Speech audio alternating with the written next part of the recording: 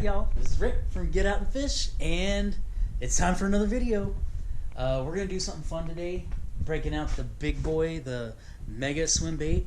Always gets a lot of views, always a good time, and we're making a bait that I've never made before. So stick around and it's going to be fun. Alright y'all, we're back, and this is what we're doing today.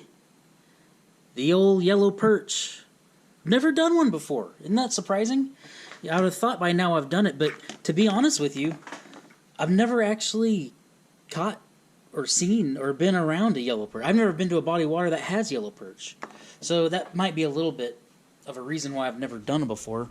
But what a bait, swim bait worthy fish to make, you know what I mean?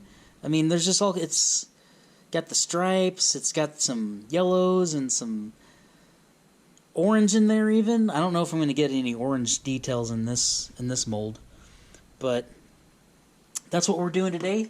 We're going to be capsuling like the last video.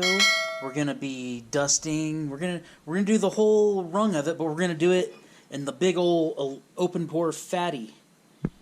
Everyone seems to be interested in this mold. It's the Fat Guys Fishing 11-inch open pore fatty.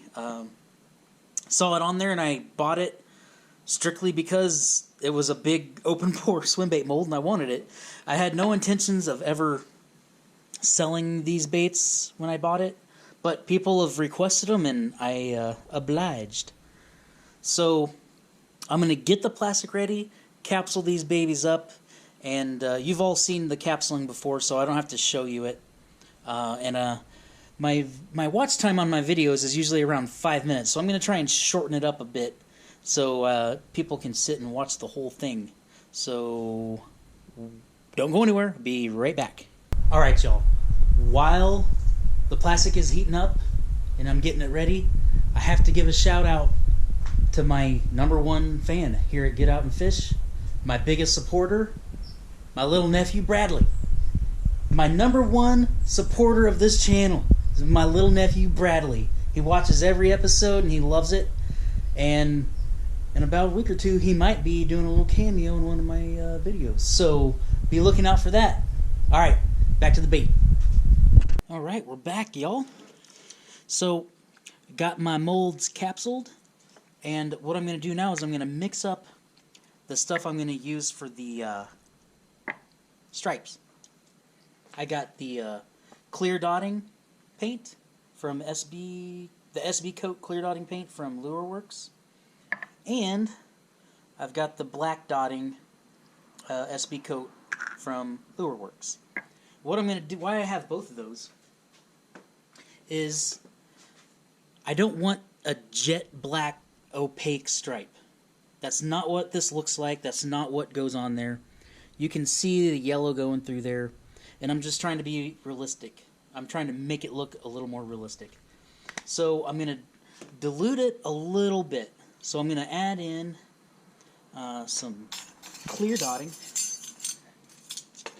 think I can just pour some in there. Yeah, like that. And then I'm going to add like 3 or 4 drops of the black dotting.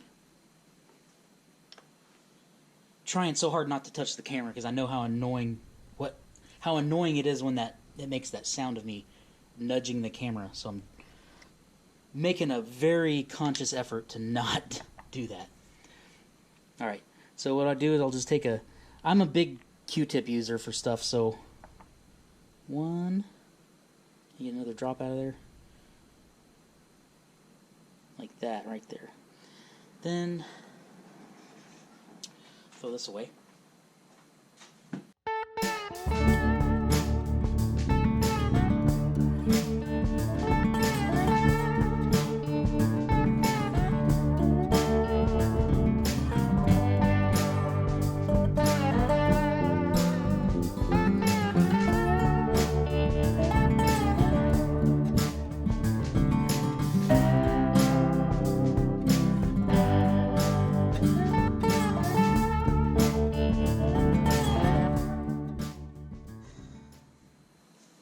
Alright, so most likely I really fast fast-forwarded it through all that painting and trying to get the saturation right. A really good way to think about it would be a good even mix. Like if I put a drop of the clear, put a drop of the black. And that's about what it came out to whenever I got the mix right and was actually laying on color properly. But boy, on camera that looks really, really opaque, but it's really not in person. So I'm going to let these dry up really good, and then we'll be back when we start doing the dusting. Alright, y'all, we are back. And it's dried a little bit. I don't know if it's like completely dry, but we're going to go ahead and press on. But I want you to look at where the stripes are, where it's yellow and then it gets darker. It's still yellow, but it's like there's some darkness in there. I want to try to incorporate that the best I can. So like the bottom half will be like bright yellow, and then it'll kind of get into duller, like darker yellow. The way in my head that I want to do that is I'm going to take some pearl silver, and I'm just going to see if I can brush a little bit up in the top and see if it darkens it up a bit. Like I said, we're just trying stuff out here, and I'm doing my best not to touch the camera.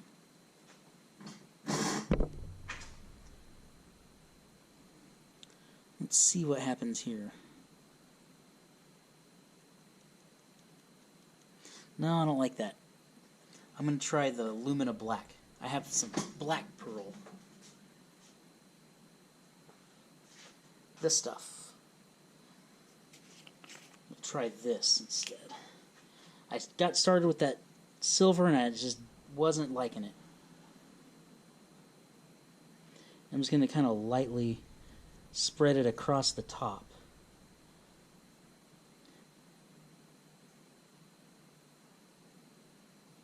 Yeah, that's a little better. See how it's darkening it up a little bit, but you can still see right through it? That's what I want.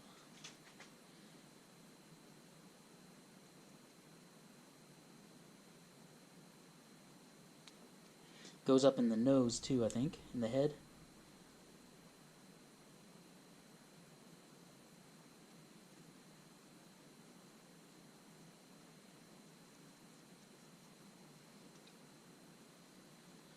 Let's keep going. Yeah. So let me finish these up, and you get the idea.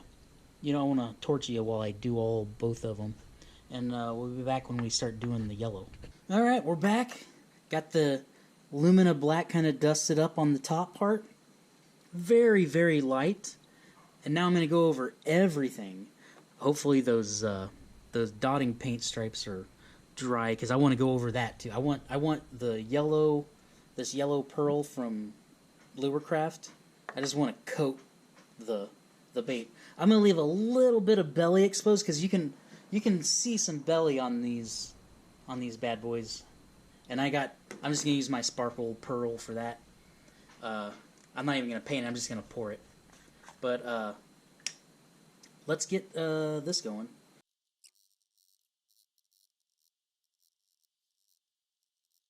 Alright, we're back, y'all. We're painted up. And I think we're good to close the molds up and start pouring. So I'm going to get the belly color, which is just going to be Lureworks Sparkle Pearl and a few drops of Dead On White. And then we'll be back when it's time to pour it up. Alright, y'all, we are back. So we're heating the mold up on the hot plate.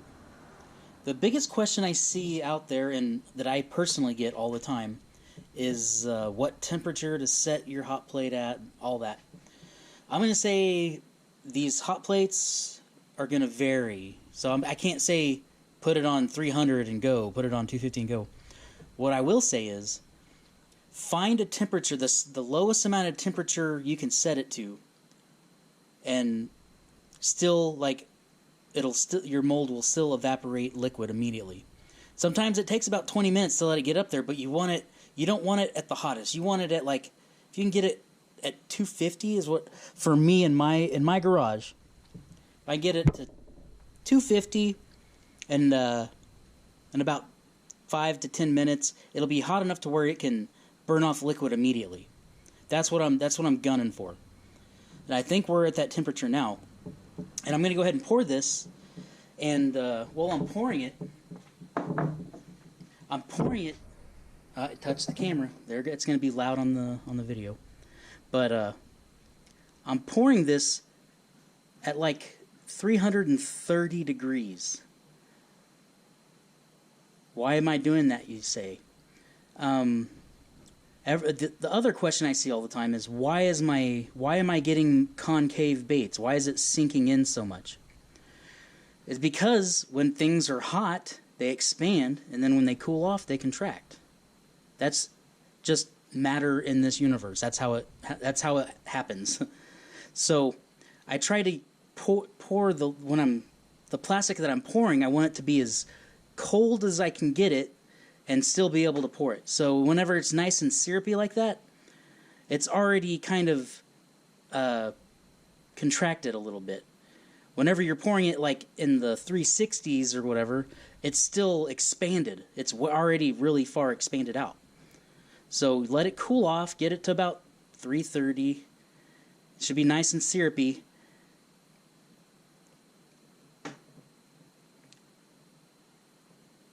And you're kind of like letting all that expanding and contracting happening in the cup instead of in the mold. Does that make sense? And whenever I get that top layer, I'm gonna try if it's workable around 320 degrees. I'll pour it at 320 degrees because I don't want it to contract in the mold, because that's where it's gonna get the concave look all the way up and down it as it cools. So I'm going to pour it cold into a hot mold. This is a big mold with lots of space and it's going to hold a whole bunch of plastic. So it's no matter what I do, you're going to see a noticeable cave-in on there because there's just so much plastic. And like your 6-inch and the 4-inch AI molds, if you pour that top layer, well, all the layers, but particularly that top layer, if you pour that top layer with colder plastic, it won't be able to shrink as much because it's already done it. It's already contracted as much that a bunch of the contractions already happened inside your Pyrex cup. So hopefully that helps out. If you have more questions about that, put a comment down below. But that just using that as a rule of thumb should help your baits out with the concave. All right, we'll be right back with the top layer. All right, y'all, we are back. We got the top layer I'm going to use. This is just the plastic I used to capsule the first step with, and I just added 1 drop of Dead On black, and just a little bitty bit of this interference gold. I think I got this off of dipyourcar.com. Just to kind of go with the whole yellow perch theme. So I've let this cool off. It's about 330, 325, somewhere in there. And we're just going to slowly pour this in, and we'll be just about done.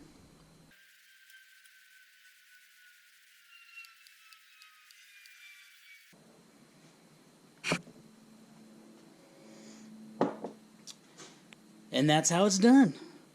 So when we come back, we'll have this bait cooled off, and we'll open her up and see if it turned out. This is all new to me, so I hope it turns out good for the video. We'll be back in a minute. All right, y'all, we are back, and it is time to open this bad boy up. I really hope it turned out good for y'all. You sat through the video to see something cool. I hope I made that for you. Quick tip. If you want to cool your mold off quick, grab some other like injection molds and set it on top. I even grabbed some other cold ones and set them on the sides. Cools it down like super fast. So just a quick little aside there. But let's open her up and see how she turned out.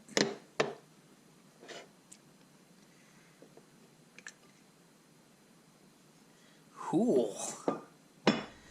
It's not as nice as it sounded in my head, but I'll take it.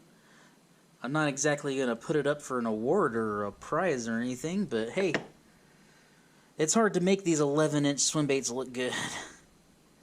Let's get an eye on it, get the full illusion of the bait. If I had red eyes this size, I would use those instead. I think it would look cool, but we'll go with the gold eye. But not bad, pretty cool, huh? It did kind of darken up, and you can still see the gold in there. The stripes looks like I could have done better. We'll put it that way. I could have done better on the stripes, but we'll try it next time. Maybe next time I'll just use black pearl. But hey, I'm still new to this this whole capsuling and painting thing too. So I'm still learning. Alright, let's get another eye on there. I hope y'all enjoyed it. Hope you learned something from it. I hope it wasn't a big waste of your time. But yeah, I mean, all in all, I'm pretty happy with it. Man, that one drop of dead on plastic really darkened that stuff up. Yeah, got the white belly.